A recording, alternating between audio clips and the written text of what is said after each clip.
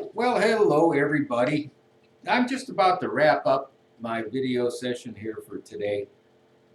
But before I leave, I wanted to share a little story with everyone. And this is a story I found while exploring stories that have a base in Islam. So this is an Islamic story about the tale of two frogs.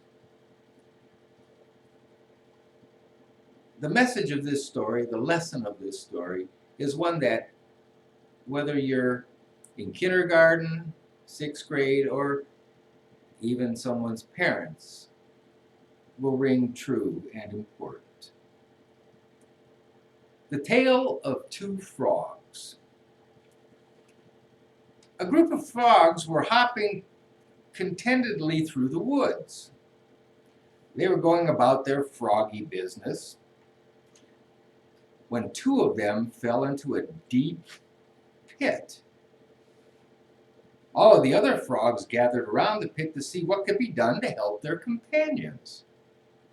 When they saw how deep the pit was, the rest of the dismayed group agreed that it was hopeless, and the two frogs in the pit that they should prepare themselves for their fate, because they were as good as gone.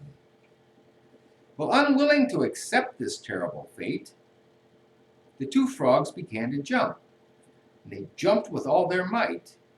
Some of the frogs shouted into the pit that it was hopeless, and that the two frogs wouldn't be in that situation if they had been more careful, more obedient of the froggy rules, and acting more responsible. The other frogs continued sorrowfully shouting that they should save their energy and give up, since they were already as good as gone. The two frogs continued jumping as hard as they could, and after several hours of desperate effort, they were quite weary. Finally, one of the frogs looked and took heed to the calls of his fellows.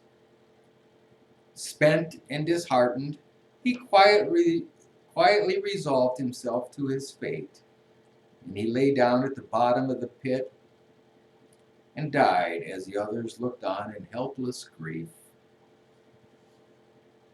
The other frog continued to jump with every ounce of energy he had, although his body was racked with pain and he was completely exhausted. His companions began anew, yelling for him to accept his fate, stop the pain, and just die.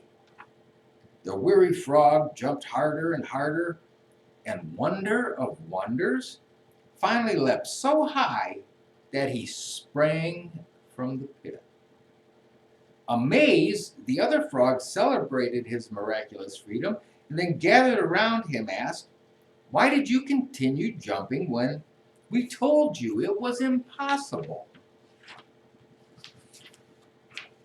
Well, that frog, reading their lips, explained to them that he was deaf.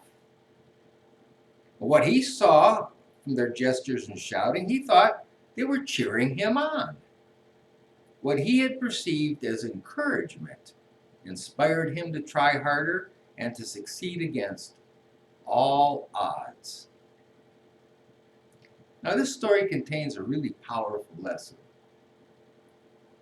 Your encouraging words can lift someone up and help him or her and help them make it through a day. Your destructive words, on the other hand, can cause deep wounds. They may be the weapons that destroy someone's desire to continue trying, or, as in the case of the one frog, even their life. Your destructive, careless words can diminish someone in the eyes of others, can destroy their influence, and have a lasting impact on the way others even respond to them.